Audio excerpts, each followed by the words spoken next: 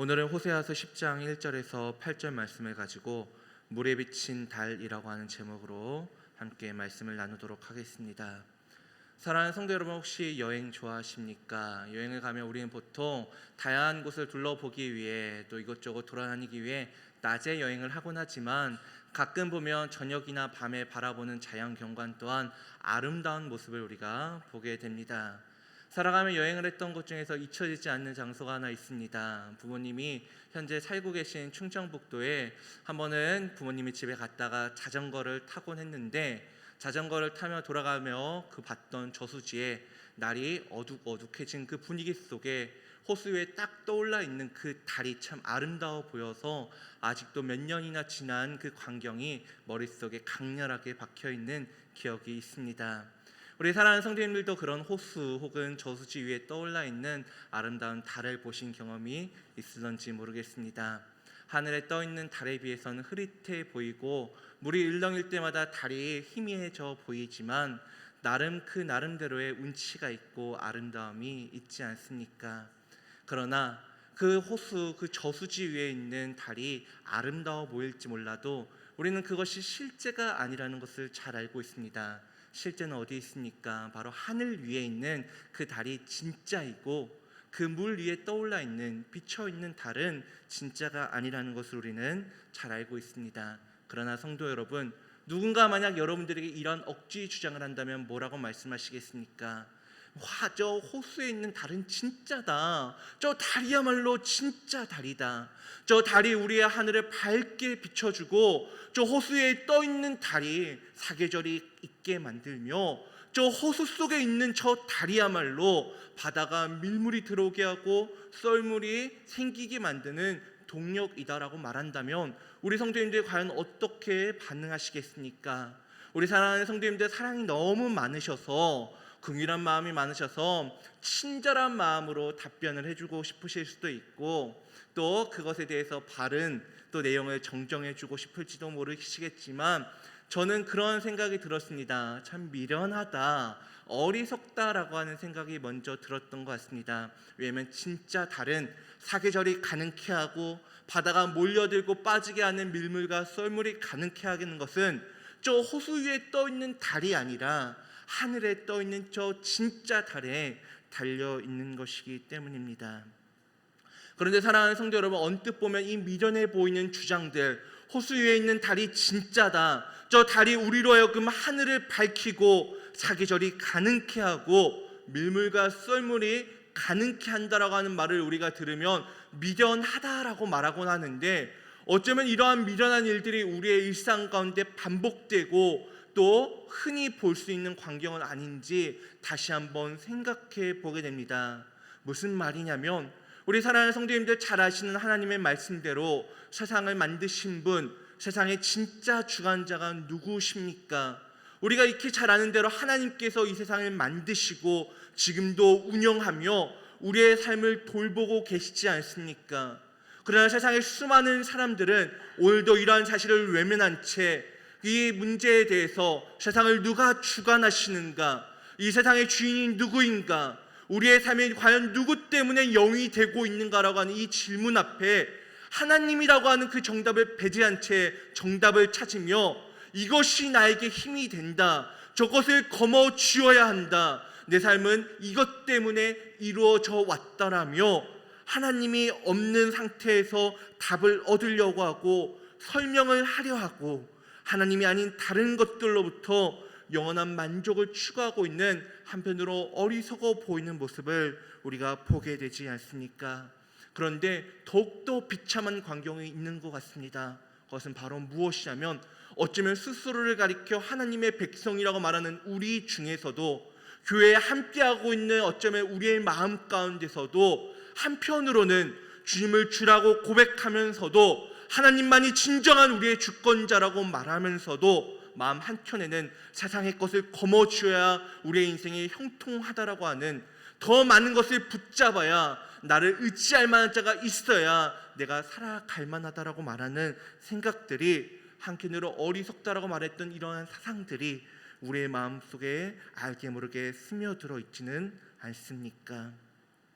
바라기는 오늘 말씀을 통해 이러한 모습이 우리에게 있었지는 않았는지 점검하며 하나님의 백성으로서 바른 삶은 무엇인가를 점검해 볼 수 있길 바랍니다. 오늘 본문 속 이스라엘은 먼저 열매가 무성한, 열매 맺는 무성한 포도나무로 비유가 되고 있는 것을 우리는 보게 됩니다. 사실 이스라엘 백성들이 포도나무로 비유되는 것은 오늘 본문뿐 아니라 성경 곳곳에서 발견되는 내용입니다. 이스라엘은 종종 하나님에 의해서 포도나무라고 불려왔습니다. 그리고 그 많은 이야기들을 통해서 우리가 확인할 수 있는 것처럼 이스라엘을 심으시고 가꾸시고 돌보시는 분은 바로 하나님이십니다. 따라서 포도나무인 이스라엘 백성들이 번성하려면, 그들의 참된 풍요를 누리려면, 진정한 기쁨을 누리기 위해서라며 스스로 뭔가 열심을 내는 것이 아니라 그들을 다듬어 주시는 분, 그들을 가꾸시는 분, 그들을 돌보시는 하나님을 더욱더 찾고 의지할 때 그들이 더욱더 번성하고 깨끗하고 아름다운 모습으로 살아갈 수 있는 것이죠. 우리는 이러한 내용을 예수님의 말씀에서도 확인해 볼 수 있습니다. 우리가 잘 아는 요한복음 15장에서 우리 예수님은 이 포도나무 비유를 이야기하시며 우리에게 무엇을 말씀하십니까? 믿는 자들을 향하여서 너희들이 많은 열매를 맺으려면 지금부터 많은 학문을 너희 머릿속에 넣어야 한다. 지금부터 너희들이 많은 세력을 모아야 한다. 너희들이 열심히 육체를 단련하여서 너희를 대적할 만한 자가 없게 너희들의 몸을 단련해야 된다라고 주께서 말씀하시는 것이 아니라 너희들이 노력해야 되는 것이 따로 있다. 그것은 내게 붙어 있으려고, 나를 붙잡고 의지하려고 노력해야 된다라고 말씀하시는 것을 우리는 볼 수 있지 않습니까? 하지만 본문 속 이스라엘 모습이 어떠합니까? 하나님의 은혜로 그들의 삶에 많은 열매가 주어졌지만 그들은 하나님께 감사하지 않으며 심지어 열매를 주신 하나님을 찾지도 않았습니다. 더욱더 기가 막힌 것은 그들의 자신들이 얻은 열매들, 자신들의 삶에 거두어진 것으로 하여 더 많은 제단을 만들고 주상들을 아름답게 하는데 힘을 쓰고 열정을 내었다라는 것이죠. 이스라엘이 왜 그랬던 것일까요? 더 이상 번영하고 풍성한 삶을 원치 않았기 때문에 그러한 일을 했었던 것일까요? 결코 그렇지 않다는 것을 우리는 쉽게 추측해 볼 수 있습니다. 우리가 너무나도 잘 아는 것처럼 사람이란 한 곳에 만족하지 못하는 존재이지 않습니까? 우리는 조그만 것을 얻으면 저것만 있으면 좋겠다, 이것만 도달했으면 좋겠다, 저것만 해냈으면 좋겠다라고 말하지만 그것을 얻은 직후에는, 그것을 마치 우리가 올라간 직후에는 마음이 잠깐 행복한 이후에 내가 그렇지만 저기까지 더 올라가면 어떨까, 더 거머져 보면 어떨까, 저것까지만 더 붙잡아 보면 어떨까라고 하는 또 다른 욕심과 욕망 속에 우리 마음 가운데 불일 듯 일지 않습니까? 하나님은 이러한 우리의 연약함을 아시기에 내가 너희를 만든 창조주여 너희를 구원한 자이니 내가 너희를 죄와 사망으로부터 건져냈으니 너희는 무조건 내 말씀대로 살아야 한다라고만 말씀하시지 않는 것을 우리는 보게 됩니다. 우리는 이런 연약함을 아시기에 불일 듯 있는 그 욕망을 아시고 있기에 주님은 도리어 우리에게 순종하는 자에게는 복을 주시겠다고 말씀하심으로써 창조주요 구원자로서 마땅히 자신의 말씀을 당의로서 명령만 하셔도 되실 분이 우리에게 순종하면 복을 주겠다, 천대에 이르도록 내가 많은 복을 너희들에게 약속하겠다, 너희들의 자손이 잘 될 것이다, 너희들의 땅에 복을 줄 것이다, 너희들이 상상할 수 없는 어마어마한 복을 주시겠다라고 말씀하심으로써 우리가 가진 소유에 대한 열망을 통해 우리로 하여금 거룩한 삶을 살아나게 하시는 분이 바로 하나님이시지 않습니까? 이러한 연약함은 우리뿐 아니라 이스라엘 백성들도 마찬가지였을 것입니다. 그들이라고 왜 더 많은 것을 가지고 싶지 않겠습니까? 그들이라고 왜 더 많은 것을 거머쥐고 싶지 않겠습니까? 그들도 더 많은 열매를 맛보고 싶었을 것입니다. 그들의 삶 가운데 더 많은 달콤함을 맛보고 싶었을 것입니다. 다만 이스라엘이 열매를 맺게 하신 하나님께 감사하지도 않고 하나님을 찾지도 않는 것은 자신들에게 이러한 일들을 오해하고 있었기 때문에 그들에게 진정 열매를 맺게 하시는 하나님을 찾지 않고 감사하지 않았다는 것이죠. 그렇다면 그들이 가진 오해는 무엇입니까? 그들은 자신들의 열매가 그들이 믿고 따르는 이방의 신들로 인해 주어졌다라고 생각을 했습니다. 우리가 바알을 열심히 믿었기에, 그 신에게 절하였기에, 그 신에게 제물을 드렸기에, 심지어 나의 자식을 그 신에게 제물로 바쳤기에 우리의 이런 번영이, 이러한 풍성함이, 이러한 부요함이 주어졌다라고 생각을 했던 것이죠. 그래서 그들은 자신들에게 무언가 더 들어올 때마다, 더 많은 것이 주어질 때마다 더 많은 제단을 만들어냈습니다. 더 그 주상을 아름답게 갈고 닦았습니다. 절망을 원했기 때문에, 슬픔을 원했기 때문에 아닙니다. 그들 또한 기쁨을 바랬기 때문에, 풍요로움을 바랬기 때문에 그러한 행동을 했었다는 것이죠. 하지만 우리가 잘 알고 있듯이 그들의 생각은 철저히 잘못된 것이었습니다. 왜냐하면 그들에게 주어진 것들은 생명도 능력도 없는 이방의 신들에 의해 주어진 것이 아니라 살아계시며 지금도 역사하시는 하나님으로부터 말미암은 것이었기 때문입니다. 그럼에도 이러한 사실을 배격하고 하나님을 알려고도 하지 않는 이스라엘 백성들에게 하나님은 그들의 잘못에 합당한 벌을 내리시겠다라고 2절 말씀에서 말하는 것을 우리는 보게 됩니다. 하나님께서 말씀하신 그 징계의 내용이란 제단을 쳐서 깨트리시며 그 주상을 헐어버리시겠다는 것이죠. 그런데 이 하나님의 심판의 메시지, 그 징계의 메시지에 조금만 귀를 기울여 주시기 바랍니다. 우리는 이 징계의 메시지가 사실 잘 들여다보면 그럴듯해 보이면서도 뭔가 이상하다는 것을 발견할 수 있습니다. 제단이 잘못된 거 맞습니다. 그 주상들을 세우는 것이 문제인 것이 맞습니다. 그 모든 것들은 다 철폐되고 무너져야 하는 것들입니다. 그런데 진짜 문제는 무엇입니까? 그 우상도, 그 제단도, 그 주상도 잘못된 것이지만 그것들을 만들어낸 이스라엘 백성들의 그 행위야말로 진정 잘못된 것이요 죄이지 않았겠습니까? 따라서 진짜 벌을 받아야 할 대상은 이스라엘 백성들이었습니다. 물론 그들이 애써 만든 제단과 주상이 무의로 돌아가는 것, 그들의 노력, 그들의 소유, 그들의 열정으로 만든 것들이 수포로 돌아가는 것 또한 그들에 대한 벌이라고 할 수도 있겠지만 그들은 하나님의 언약 백성이지 않았습니까? 이런 그들의 위치와 신분을 생각했을 때 그들은 언약을 맺을 때마다 사용했던 그 쪼갠 짐승과 같이 죽임을 당하여도 뭐라고 항변할 수 없는 상황이었습니다. 또는 그들이 당장 죽임을 당하지 않더라도 신명기 29장에 기록된 것처럼 하나님과 언약과 맹세를 맺었음에도 이를 어긴 그 백성들은 율법책에 기록된 모든 저주를 받기에 합당한 상황이었습니다. 그런데 왜 하나님은 그들이 아니라 그들이 만든 제단과 주상을 폐하시겠다라고, 그것들을 죽이겠다라고 말씀하십니까? 그것은 하나님께서 여전히 그들을 사랑하시기 때문에 그와 같이 말씀하고 있다는 것입니다. 하지만 우리는 이 하나님의 사랑에 대해서 바르게 알아야 할 필요가 있습니다. 하나님께서 그들을 사랑한다는 것은 마치 자신의 어린 자녀가 침묵을 지켜야 하는 공공장소에서 소리를 확짝 지껄하게 떠들어대고 사이좋게 지내야 할 친구를 막 때리고 왕따시키고, 그럼에도 불구하고 내 자녀니까 그럴 수도 있다는 이유로 용납하고 묵인한다는 것을 의미하는 것이 결코 아니기 때문입니다. 그것은 사랑이 아니라 방임이며 자녀를 망치는 지름길이지 않습니까? 도리어 아이가 문제를 일으키면 혼낼 수 있는 사람이 성숙하고 사랑이 많은 부모라는 것을 우리는 너무나도 잘 알고 있습니다.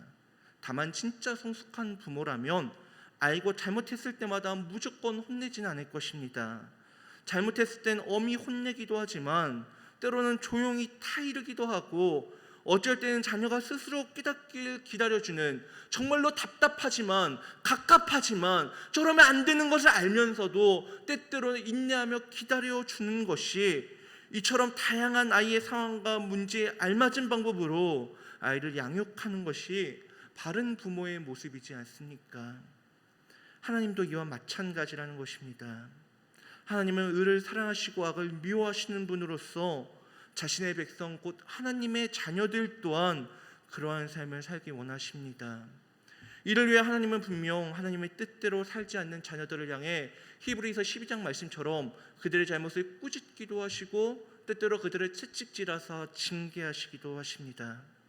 그러나 하나님께서는 죄를 지면 무조건 벌하시는 분, 나쁜 짓을 하면 반드시 책망만 하시고 혼내시기만 하는 천편일률적으로 기계적으로 징계하시는 분이 아님을 우리는 알아야 합니다.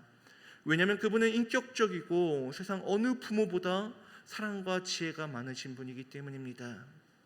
이러한 하나님은 이스라엘 백성들이 만든 제단과 주상을 무너뜨리심으로써 그것들이 얼마나 무력한지, 또 그것들을 무너뜨리신 하나님께서 얼마나 강한 분인지를 그들로 하여금 깨닫게 하시기를 원하셨습니다.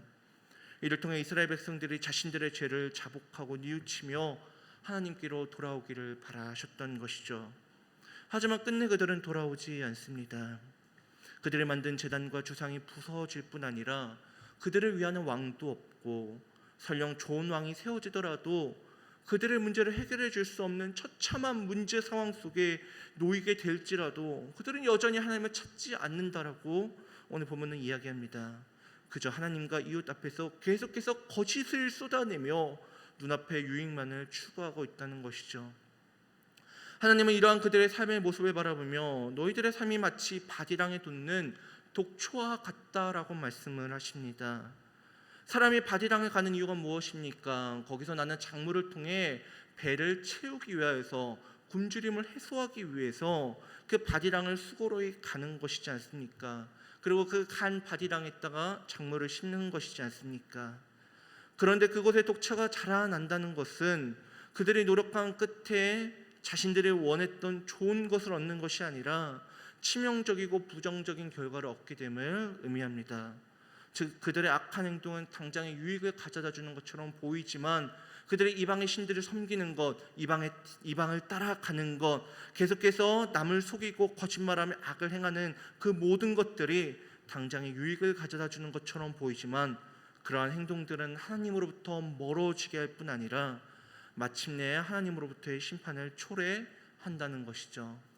사랑하는 성도 여러분, 하나님은 우리를 분명 사랑하십니다. 하나님은 본래 진노의 자녀였던 우리를 위해 독생자 예수 그리스도를 내어주심으로써 우리를 향한 자기의 사랑을 확증하셨으며, 우리를 위해 아들을 내어주신 분이 무엇을 주시지 않겠느냐라고 말씀하시며 너희를 향한, 내 백성을 향한 사랑이 결코 한시적이지 않음을 우리에게 밝히 드러내셨습니다. 그 사랑으로 인해 우린 여태까지 걸어올 수 있었고 지금 이곳에 서 있을 수 있는 것이지 않습니까? 우리가 지금 이곳에서 예배를 드릴 수 있는 것도 우리의 어떤 노력과 열정 때문이 아니라, 운이 좋아서가 아니라 하나님의 이 은혜와 사랑 때문에 이 자리에 나와 예배 드릴 수 있는 것이지 않습니까? 만약 그러한 생각이 들지 않는다면 한번 잘 생각해 보시기 바랍니다. 우리 역사를 돌아보면 참으로 숱한 많은 어려움들과 문제들이 있어 왔습니다. 일제강점기, 남북 분단과 6.25 전쟁, 여러 독재자들과 그들에 맞선 백성들의 민주화 운동들, IMF 국가부도, 이외에도 다 열거할 수 없는 수많은 민족적, 개인적 문제들로 저마다 휘청거리거나 주저앉게 되는 순간들도 있었지만, 여태까지 우리가 올 수 있었던 것은 우리에게 대단한 능력이나 지혜가 있었기 때문이 아니라는 것을 우리는 누구보다 내 자신이 잘 알고 있지 않습니까?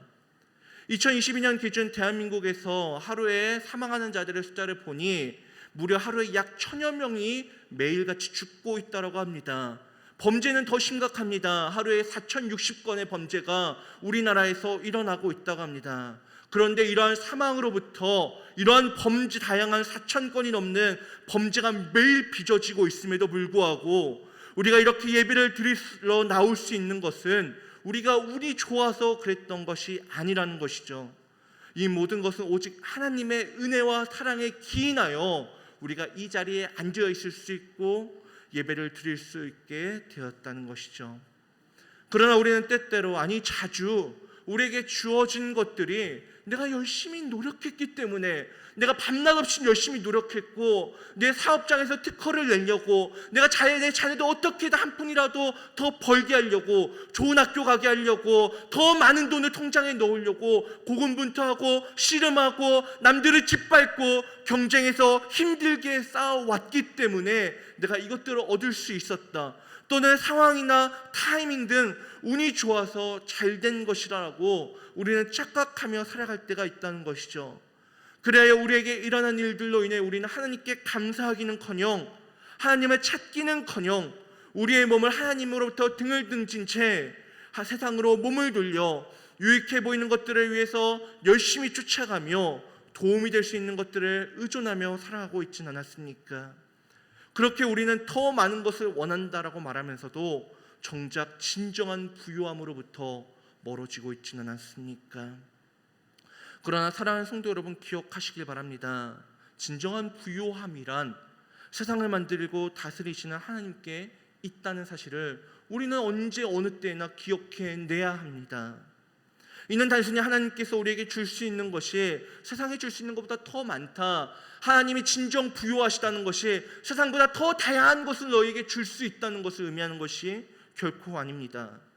위대한 선인이 그의 인생 전부를 걸어도 달성할 수 없는 온전한 의로움이, 억만장자가 그의 모든 소유를 팔아도 결코 손에 넣을 수 없는 그 영원한 생명이, 또 극한까지 육체를 단련하여 더 이상 대적할 자가 없어져도 누릴 수 없는 참된 평안이 주님께 있다는 것이 곧 주님께서 참된 부요한 분, 주님께 진정한 부요함이 있다는 것에 의미 있지 않습니까?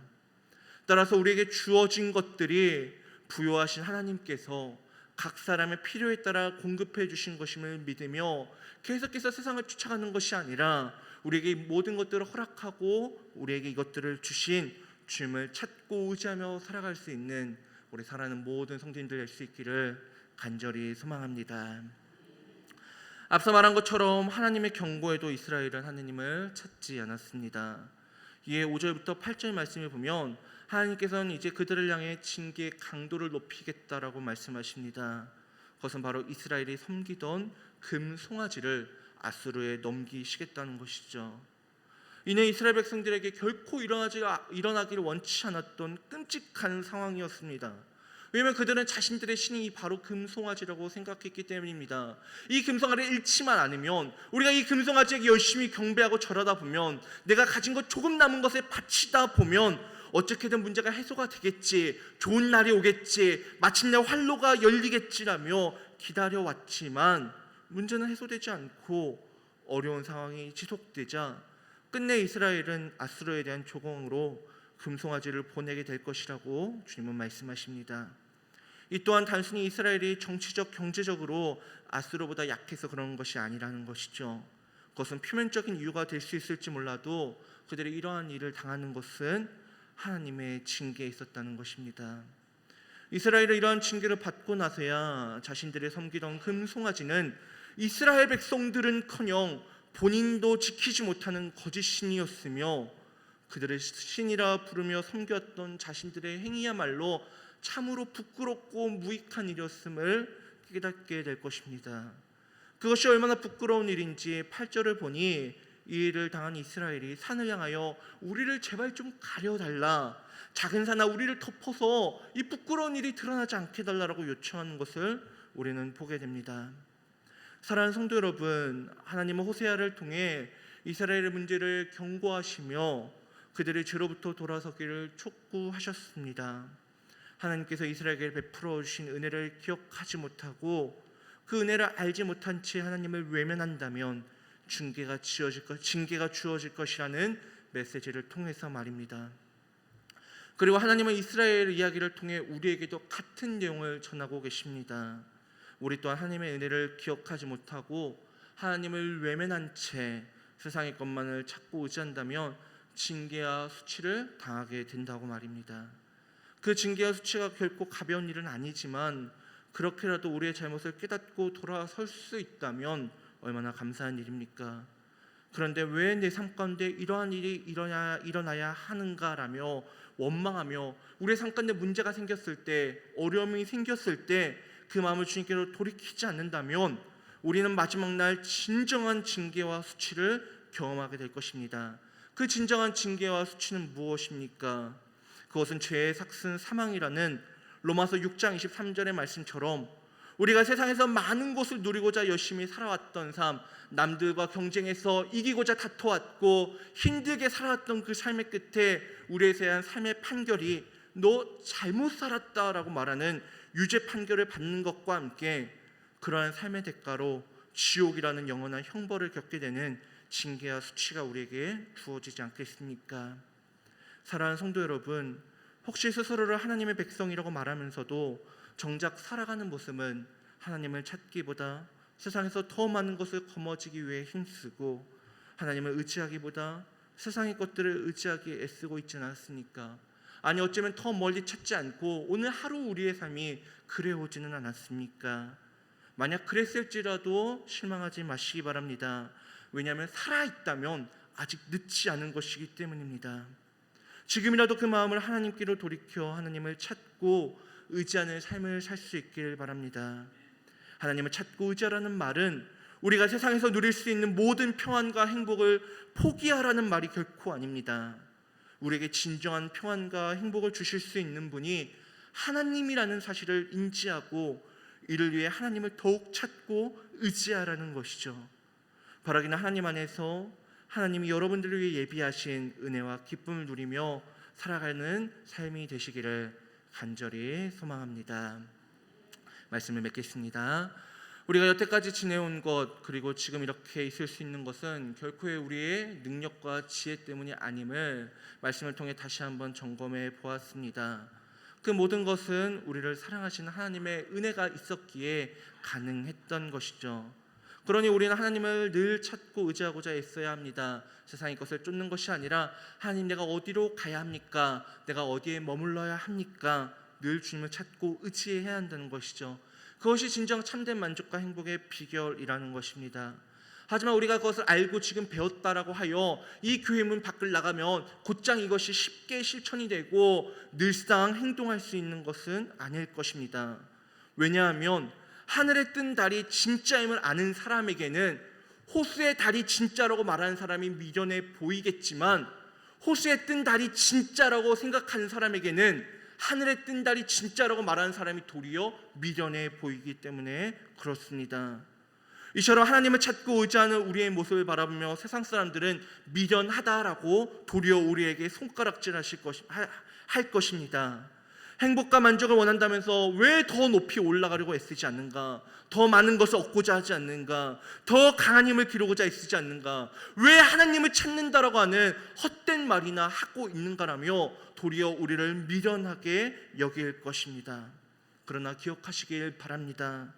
아무리 많은 사람들이 사슴을 가리켜 말이라고 말해도 사슴은 사슴인 것처럼 아무리 많은 사람들이 외면하고 왜곡해도 하나님께서 우리를 심으시고 돌보시는 분임은 변치 않는다는 것입니다. 그러니 속지 말고 늘 고개를 들고 하늘에 계신 우리 아버지를 찾고 의지하기에 힘쓰는 사랑하는 모든 성도님들 될 수 있기를 간절히 소망합니다.